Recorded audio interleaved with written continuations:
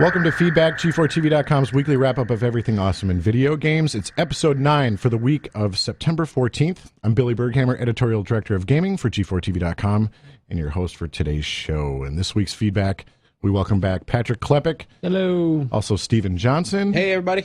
And new to the program, Abby Heppy, editorial manager of XPlay. Hello. Hi, I'm glad you're finally on the show. I know, it's exciting. Been waiting to have you, so thanks for coming. And on this week's show, per usual, 3 top news stories. Shane Kim retired this week. Also, Microsoft is not going to release new hardware until software demands it. And Bobby Kotick from Activision kind of went crazy. And I'm just going to leave it at that. We'll go into that later. Surprise. This week's reader question talks about the looming holiday season and kind of which platform is going to do the best and has the best lineup. And then our game of the week, we decided to do a twofer this week. We have 2 kind of for rock music. That sounds kind of disgusting. A twofer? It's a little disgusting. Really? Podcast filthy, I'm leaving. Did you ever listen to a radio station that, like, we got 2 for Thursday? I'm dropping off a twofer. With a double shot of Deep Purple. Yes, but we have 2 games of the week this week. We are doing Rock Band Beatles and Guitar Hero 5, which I think go nicely. They complement each other quite well. So let's start with the news. Patrick. So kind of the executive shifting musical chairs game this week is that Shane Kim, who was at Microsoft for 19 years, is the head of Microsoft Game Studios. Around last year, he announced that he was moving to more of an executive role within Microsoft Game Studios, kind of taking a step back. And Phil Spencer, who I believe previously had been in charge of Microsoft Europe, it was kind of assumed Shane Kim's role. And Shane Kim announcing that he's retiring at a very early age because he's been there for 19 years. It was signaled last year. This isn't really much of a surprise when he stepped back and Phil Spencer moved forward. Like, that was kind of a signal that Shane Kim was going to be stepping back and kind of shepherding Phil Spencer into this role. But I don't know. This doesn't impact you too much as a gamer. Like, the kinds of decisions that are being made are on a very high level. Phil Spencer and Shane Kim, the kind of decisions that they make are very long terms, long form in terms of where the direction of Microsoft Game Studios is going. So, I liked Shane Kim. I interviewed him a number of times. Phil Spencer is also very cool, but as a gamer, you really don't need to care about this. One of my favorite faces of Microsoft was Shane Kim, so I'm personally bummed. I loved interviewing him. Had one of my favorite Tokyo Game Show interviews. I do think that, in the interest of disclosure, Billy, you do need to share how you outed Shane Kim in an interview you did with him. Well, and he always gives me crap about this interview, but I called him out on something during Tokyo Game Show. He was talking about, we did our press conference at TGS, and one of the big announcements was we showed that the fact that Resident Evil 5 is coming to the Xbox 360. And for some reason, Shane Kim didn't realize that they announced that already, like a year ago or at E3. And I'm like, no, that's not new news. And he's like, yeah, it is. I'm like, no, it's not. I was at the E3 that they showed it at. And then I decided to leave that in the transcript of the interview. And I forget someone said it was the top 10 bumbles of PR for that year or whatever. I don't know. But Shane Kim never let me live it down. And we still get along. He's a great guy, and I'm sad that he's leaving because I really enjoyed working with him at Microsoft. But I'm also curious to see what the future of Microsoft Game Studios is, because they have lost a lot of what had comprised Microsoft Game Studios. So I'm really hoping they just that they're planning on building this up a little bit more. If you follow the path, and this leads into kind of something we were talking about before we started filming about Microsoft announcing a hardware bundle with Activision for Modern Warfare 2, is that a big thing that Microsoft Game Studios has done is, instead of having a massive, huge first-party development making a lot of their own games, which is what Sony and Nintendo largely do, they're just having key partnerships in different areas, things like Epic Games, like having Gears of War, with Activision getting together to make a box for Modern Warfare 2. Like, they just have strategic even Bungie now. They don't own Bungie, but they're still working with Bungie. Like, Microsoft's approach in the last couple of years has actually been to distance themselves from doing everything, and instead having key relationships that just get them to do everything for them. But and then the other thing related to Microsoft this week is that Microsoft announced, not announced, but in an interview with Develop Magazine, Phil Spencer, you were just talking about, said everyone keeps asking them like what they want to do with their next piece of hardware, and essentially they've said in interview after interview that Project Natal is their next piece of hardware. And so the quote that I'll throw out that Phil Spencer said is, in terms of putting more hardware in the market, what else can we do? Put more memory in it? I don't think that's enough. We like where we're at with the box. 360 currently has a great price point. Consumers don't want another $400 box right now. We instead want consumers and developers to know that we are going to make a huge return on that original investment in the hardware, the one Microsoft made in building it, the one developers made in making games for it, and the investment consumers made in buying the console. In the current climate, that's something people are going to appreciate much more. I totally agree. I can't imagine spending more money on a new console anytime soon. And I don't think they have any competition really to do that. The PS3 isn't pushing for a new console right now. The Slim, is the new thing. And since there's no competition to do it, I can't see them doing anything console-wise for a long time. It's totally true. Nobody would buy it anyway. And I don't think anybody sits down and sits in front of a PS3 or a 360 and thinks, oh, the graphics aren't good enough. Yeah. Or what can't it do now? Well, developers have still said, they continue to say that they still haven't maxed out these consoles yet. The PS3 is finally reaching, it's getting its stride. Exactly. It's the PS3 is like just starting to take off. Why would you push into another console, cycle? It'd be ridiculous. Well, I find it really interesting because me and Adam were talking about this at the Modern Warfare event last night, that this is the first console cycle that's going to break the 5 years in a very long time, especially coming from a company like Microsoft, who they shattered it immediately, pushing first with a 360. Well, I mean, it's an admission that what Nintendo sort of proved with the Wii just being that it's not a graphical arms race anymore. Like we're reaching a certain edge where a new console isn't going to achieve that much more of graphical fidelity. It's more about what you do with the console. And Natal is an admission of what Nintendo did right with the Wii, is that Natal gives them a chance, and how they've position Natal is that this is a console reboot. Like they might do a redesign or it's a new marketing campaign. They're treating Natal as Xbox 720 or Xbox 362. This is their attempt to do that by just changing the perception of what you think the box is. So, I mean, you've seen that with the new Xbox experience, adding Netflix, adding Facebook and Twitter. It's about adding service and changing the perception of the box, not introducing a new box. Now, Steve, you said that if somebody put out a new console, nobody would buy it, but would you buy a Wii HD? No. I would not, only because I bought a Wii and it sits gathering dust in a closet. And it's not because the graphics aren't good enough. It's not because it doesn't look good enough. It's just because the games are not to my liking that have come out by and large. So, no. Okay. Curious. Well, even with the games that come out, it just lacks the kind of community that I have built around my Xbox and my PS3 too. The whole friends list and having to put in friend codes and everything is just so inhibitive to me right off the bat. I need to see what my friends are playing, who I can join, even just to see what they're playing, so that maybe we can talk about it in a future conversation. Maybe that we won't even play together. Yeah, I'm like the creepy guy that as soon as I turn on, I see what my friends do, Yeah. even if I don't send them a message. But I mean, that's the thing. Like Xbox Live, like for me, is like my Facebook of games. Like I just like to go on, see what my friends are doing. Mm-hmm. And it's, in a smaller part on PS3 just because I don't play as many multi-platform games on that. But those are my Facebook of games, and the Wii makes it very difficult to do that. So because I don't have an incentive to turn it on even when I'm not going to play games, it's only when I've got this brand new, Mario Galaxy 2. Of course I'm going to bust out the Wii and I'm going to play that. But other than that, like I don't go to that machine as, what am I doing right now? I guess I'll just turn on my 360 and see what's happening. Like I don't necessarily turn it on with a purpose. It's funny to me that they're adding Facebook and Twitter, into all that, which first of all, I hate that idea so much. Because I get so annoyed when I see people's Raptor things of, I unlocked this achievement. I don't care. If I cared, I would log on, I would look at your profile, and I would say, oh, hey, you got this. And the fact that I do use it so socially, and I will video chat with my friends who live on the East Coast, and I get messages from people on there, and I use it as this kind of social tool already. And I love seeing what people are playing. If I can't do that on the Wii and I don't have that immediate access to what everybody is doing, I kind of don't want, I don't want any part of it. And I understand, I have a gold account. I play online all the time, and not everybody has that. Well, then great, get a Wii. But for someone who's a really social gamer, who's an online multiplayer gamer, it doesn't work for me. All right, Bobby Kotick.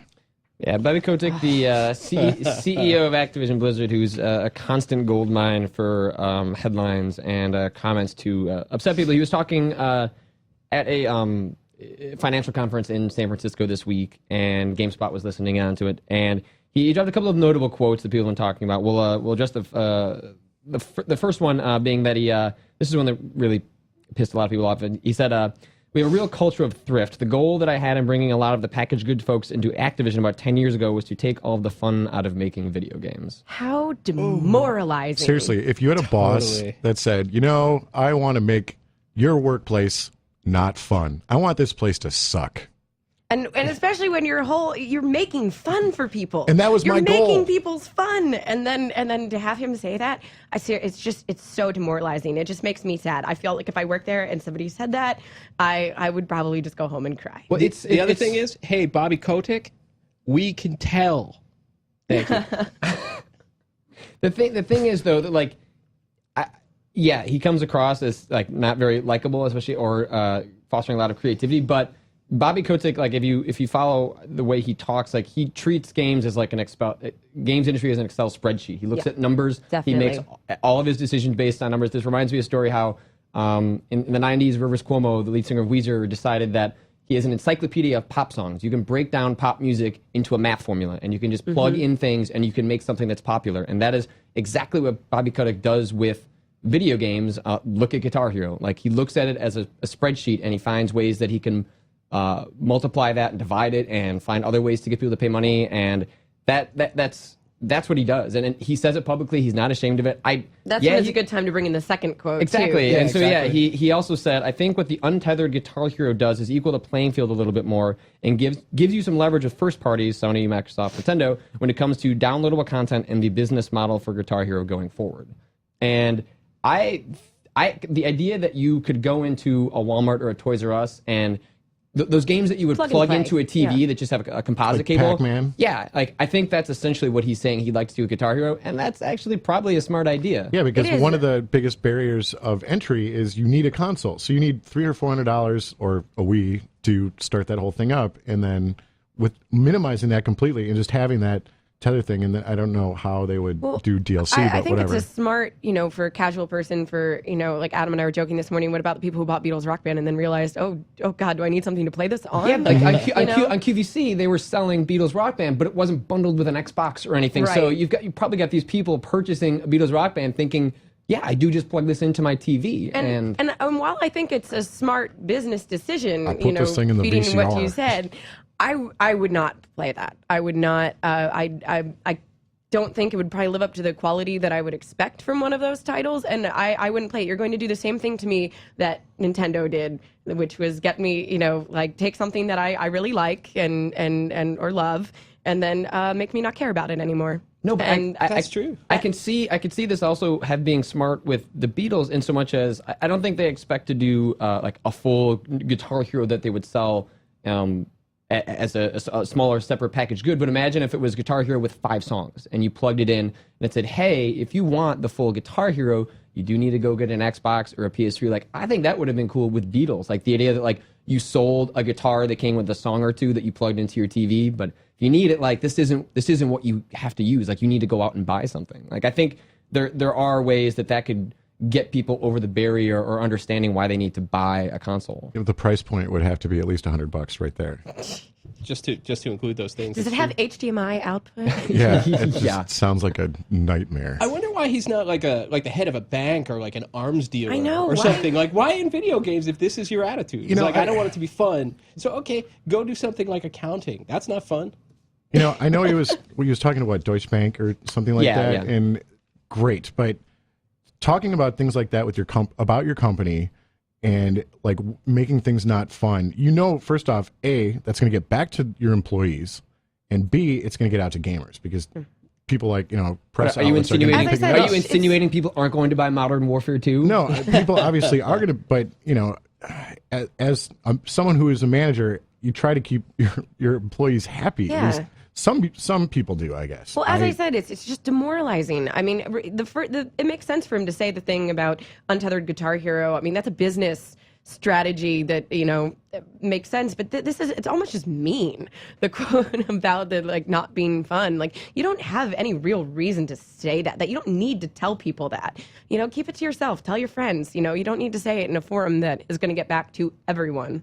Is there any chance that he was joking, like that he said it tongue in cheek? Not we haven't really. actually heard the audio. It was only about a month ago that he made this comment was a bit tongue in cheek. The one about like if I could raise the prices on video games, I would. Right. And I mean, Bobby Kotick puts his balls on the table. Like he knows that he has the franchises you want. He has the games you want. You're going to buy the games you want, and he owns the companies that makes those. So if he's demoralizing to his employees, yeah, is that sad for an Infinity Ward that like I think a lot of us would like to see flourishing somewhere else? Sure, but they've got a sweet deal. They own the company, and like it's just he can do it, so he's going to, and it makes for a fun discussion. But I don't think it's going to change, and he really has no incentive not to. The numbers are certainly not showing that he needs to. Yeah, Activision's profitable company. He doesn't care if we're like, wow, man, that guy's a dick. I'm going to play devil's advocate, though, and say that you really can tell that at some point, if you have people that are miserable making your video games, at some point that's coming through. At some point, it's not going to be as fun for you, the consumer. Like, it's the difference between Rock Band and Guitar Hero. Like, but, you can I mean, feel will that it make when you're people playing Rock stop Band. buying those franchises? Probably No, not. but that's I'm the thing. just being Like, a hypocrite. I agree with you on like a moral level, a Yes. kind of human Right, level. I think right, we're all on right. the same page. But when it comes to like someone going into the store, they don't care. I'm just thinking about his right. holiday card that he gives his employees. It's like, Merry Christmas, jerks. Stop Thanks. having fun now. I would like to see that holiday card. Just walking through the offices, finding anybody that's like looks like they're having a degree of fun, and just tapping them with a stick or something. Yeah. I Are don't you know. playing video games? Well, it's kind of my job. Okay. Just okay, fine, but just don't enjoy You yourself. don't have fun when you're doing it. Yeah. All right, so that's enough on Mr. Kotick. So time for this week's reader question. It comes from Shinobi Fox, Steve. This is from Shinobi Fox, or as I like to call him or her, Shino by Fox. Nice. I like that. The question is, who do you feel has the strongest lineup going into the holiday season? And I feel that nobody does. I feel like it's a very weak holiday season, but if I had to pick somebody, it's really tough for me to pick because there's just not all that much that's coming out that's super exciting to me. If you're looking at just first-party releases, because their third-party lineups across the board are stellar. Oh, terrific. I'm just talking about the first-party releases. I mean, Nintendo is putting out Wii Fit Plus and Super Mario, which is awesome, Super Mario, and Spirit Tracks for DS. oh, and the Spirit Tracks for DS, right? And the PlayStation is coming out with Uncharted 2 And Ratchet and Clank. And for the 360, there is what was the racing game that's coming out? Forza 3. Forza 3, and ODST. ODST. Oh, and ODST, of course. But Okay, now those are the also big ones right there. on the Sony front, there's rumors that at Tokyo Game Show next week, we're going to find out that Gran Turismo 5 is coming this year. Right. Still. So, That would make sense. but it's not like of years past where there's been some serious lineups from each of the third parties, or each of the first parties. Right. But I think like to Steve points, like in what you said, like there's an amazing third party lineup, and there may not be 1 million strong first party games on each platform, but there's a really good game for each platform. Yeah. And add that to the third party stuff. It doesn't matter which console you own. Like there's going to be stuff you're jealous of. Like if I was just a 360 owner, I'd be jealous I wasn't playing Uncharted, but I've got ODST. Like there are strong first party offerings. There's just not that many of them, but there's 1 million third party offerings. Like, Right. it was really interesting this year that, and it's probably, I personally think it's due to the economy, the fact that so many games are coming out in, as we call it, second Christmas, right after the New Year, when the kids get their holiday money from grandma, or they have the gift cards that they want to drop at The kids, GameStop. I get the gift cards, and I'm like excited to go to Best Buy. That's the best gift That's why ever. I just tell my parents now. I'm like, I don't care, just But Best Buy. everybody We're got good. the hell out of the way, and I think I could attribute it to the economy because people aren't spending as much money on these kind of purchases, and also the fact that the Halo and Modern Warfare effect, that game companies want to get the hell out of the way of those two juggernauts. Right.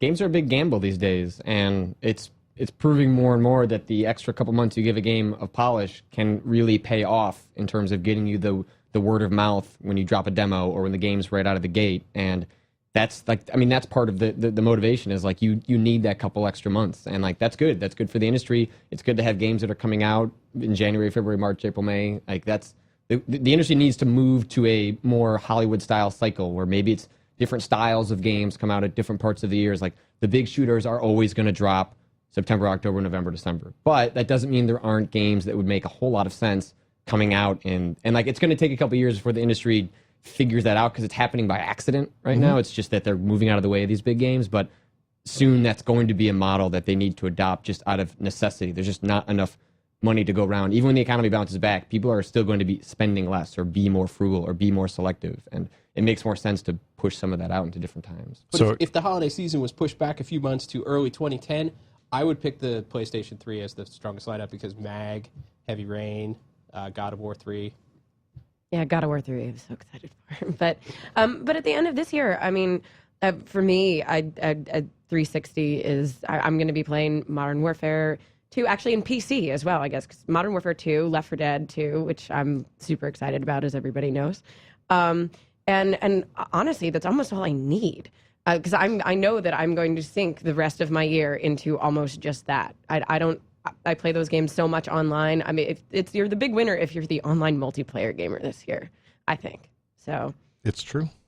All right, we've got 2 games of the week this week. We're going to start with Guitar Hero 5, developed by Neversoft and published by Activision. Bobby Kotick. Patrick, you reviewed the game. I did, and it is by far the best offering that Neversoft has put forward in the Guitar Hero series so far. It's the most polished. It has its share of problems. The interface is still not there, but it has a really stellar lineup of songs. It's really polished, and yeah, I had a great time playing with it. how do you mean the interface though? Because I found just going through menus, everything was so much easier. Being able to switch out guitar or bass like on the fly. That Stuff was a definite improvement. It's mostly like the fail, like where you need to be, where your eye needs to go to see where. I mean, this might just be symptomatic of the fact that I play a lot more Rock Band, but like in Guitar Hero 5, like the little spot where you need to find whether you're going to fail or how you're doing in the song, like is just a little bit off to the side of the note chart, that it would take me a half a second to find it when I was playing, and that was long enough that I just wouldn't be looking at it. But I mean, that aside, like, yeah, I mean, actually, one thing I noticed is that I liked the Guitar Hero 5 set list a lot more this time, because it almost felt like a Rock Band set list. Like there's a real strong offering of like indie songs. Like you've got Sunny Day Real Estate. Like what is that doing in a Guitar Hero game? It's a really strong track list, and the fact that now I've backloaded all of the content that you can from Smash Hits and from World Tour. I just have so many songs to play, and it makes me so happy.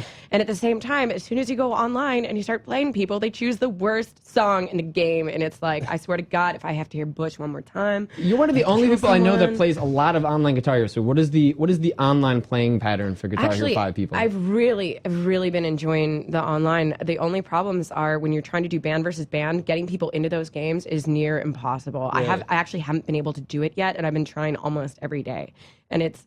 But playing the competitive modes online and playing like the Perfectionist, all the Rockfest stuff, is awesome. I've been having so much fun with that. I've been doing pretty well. Destroying people.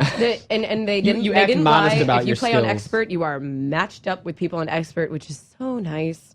Have you found people that are actually that can beat you? Oh yeah, Because yeah. you are the Yeah. best, I think. No, fake guitar player I've seen. There are people that can beat me Okay. and handily, All right. and because you get and they're like just like prodigy level. You're like, oh my God, how do you do it? But oh yeah, but it's super fun because I love the competition to it. I wish that it was a little. It's just whether people are playing or not, I guess. But Right.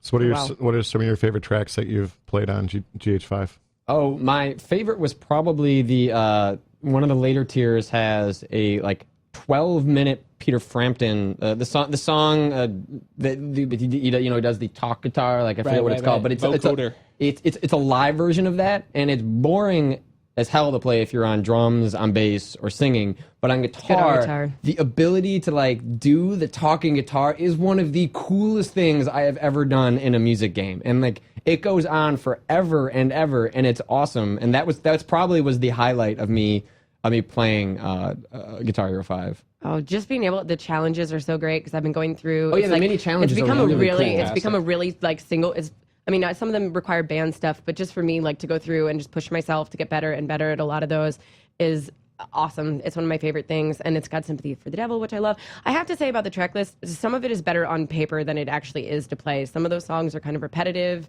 That's it's like true. All Along the Watchtower. I can expert perfect it and with my eyes closed. Right. It's very simple. It's the same, chart all the way down. And so while I love a lot of those songs, they aren't as fun in practice. That's why I like the mini challenges, though, because the Yes. mini challenges make songs that are probably included just because they're good songs, not necessarily because they're great songs to play along to, but the mini challenges give you something to do Yeah. that kind of takes your eye off the fact that maybe the song isn't that interesting to actually It play. makes it more than just a party game, and it makes it more than just a casual game. Those are really been pushing me, and I'm having a blast with it. So you gave it 4 out of 5? I get 4 to 5. And party mode, Rock Band, please copy it. Yes. By far, probably fantastic. one of the Jukebox. greatest innovations to happen to music games, like since the expansion to a full band set. Like party mode, the fact that the Guitar Hero 5 boots into party mode when it starts, you just Yeah. click a button, you just jump right in, you can dynamically change the difficulty. Yeah, like we were talking about that Yeah. this past weekend. Yeah, I'm You're like, always "Oh." I'm always going to end up going back to Rock Band because that's where my DLC is. But every time I busted out Guitar Hero 5 and played with that party mode, I was blown away how every other music game going forward needs to adopt Yeah. something like this. Agreed. So I finally sat down with both games this weekend. The previous weekend, and I started playing Guitar Hero 5. I'm like, I like the song list a lot. Kings of Leon being on there, I love that song. So I was like, sweet, get to play that. But then, and I was not a Beatles guy. So, and I'm To have to rag on you about like I Rock got Band so U2 much now. crap. Steve, Hold on, Steve, hold on, hold take on him a down. second. Take him down. You know, I I knew know. the normal Beatles tracks, and I was like, throw okay, stuff at him? I know, awesome. exactly. And like, I Like- followed the game. Hold on, let me finish. So, Okay. Sorry, we're I was preparing like, our okay, torches so like, and I played pitchforks. Guitar Hero for plenty of hours, and I was like, okay, it's more Guitar Hero, great. Okay, I've done this, and I like some of the changes, but whatever.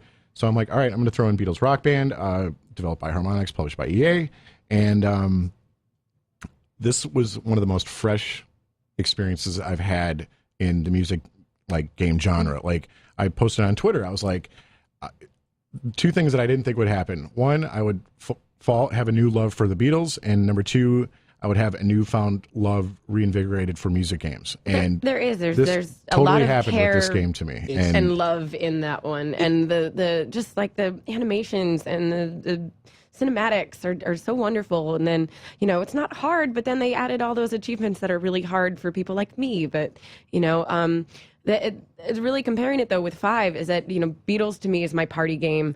I don't play it by myself as much, and Guitar Hero to me now is back to, even though with a great party play mode, it's still back to my single player. Okay, how do I do that? Get through. And Beatles is like my okay party. Let's play Beatles. Now you reviewed the game for us, so would you? I'm curious. What did you think of the new instruments that they put out? They're expensive. I like the Guitar Hero 5 guitar, and I think the Beatles instruments are beautiful. If I didn't have them, at work, and I had to make the decision to purchase them, I don't know if I would just on a monetary level. They are really awesome, and that long-necked bass It's is super hilarious. cool. It's Yeah. hilarious because for me, it's quite a stretch. Right. But like other people who are much taller than me kept coming by and going, "This is awesome! I can reach and I don't have to move my hand for the." It was really funny. So hey, if you're really tall, it's really sweet. What I love about Beatles 2 is it's the first music game I've played where no matter what song gets played, no matter how many times you play it, there's no audible groan of I don't want to. Like it's the first time where you've played. Okay, there are many arguments within those, but like by and large, it's like the first music game where like every song is gold, and there's always unanimous. I mean, you have ones you like better than others, but it's always like, oh, it's that song again, and there's no. I mean. Yeah, you've never had a game where there's such unanimous agreement over the music being that good. And speaking of that, because you gave, I got a lot of crap because I was like, really, I like the Beatles, but I wasn't like, yay, rah, ha, this is great. But like, there's a lot of songs that I kind of knew, but I never really listened to before. And now I'm like, holy crap, I need to stay away from the music shop because all these just came out again, and I could easily go and drop a couple $100. To that point, most people that we were playing with be like, they wouldn't recognize the title of the song, but as soon as it started playing, they're like, oh, I know this one, and I know all the words, and I think everybody is somehow born with the innate knowledge of every lyric I to think every so. Beatles song. But man, we were playing that at a party when it first came out, and I'm telling you, in my entire life of gaming, I've never had a greater moment than people being able to nail the 3-part harmonies in my living room with an entire room full of people singing "Little Help from My Friends." I mean, it was just like it's even more fun when people it was don't. unbelievable. Oh. And one thing I thought, a lot of people thought, oh, it's just gonna be a rock band with the Beatles, kind of like with Guitar Hero when they branded it with Aerosmith, but they really did some simple, small innovations that really moved the series forward. Like it sounds stupid, but just pushing the back button and doing no fail mode right away, or coming off a pause and there's a 3, 2, 1, like giving you some of that spacing. Like, my bad that I love how the achievements and they're worked into the menus. That's like my favorite thing that people do in games now. The details are perfect. Yeah. Like the very smallest things are perfect, from the studio chatter between songs that's actually recorded in the studio of the Beatles talking. and the unlocks. Brilliant. Like, fans are just like, the unlocks are amazing. It feels Well, like I I bought an I wish interactive. there were more of that. I mean, and especially with all this DLC coming on the way, it's like, really, you guys, you couldn't put that in the game? Like, you're gonna make me pay, $18 an album, past that? Like, that's very frustrating. And I wish that, there were more videos and there were more photos. And I mean, I guess, and it's really through a sense of entitlement that I constantly rag on people about, but now I'm starting to feel it myself, which is that we've come to expect a lot more out of these games, and I realize that that Guitar Hero originally shipped with less tracks than that were mainly covers, Right. but now we've kind of shifted into the era where we really can expect more out of these games, and I don't think any of that is harmonics. It's all Apple. Come on, but. It's still very frustrating, especially when it is a very, very, if you buy the bundle and you buy the instruments, it's a very expensive game. Yeah. So 4 out of 5.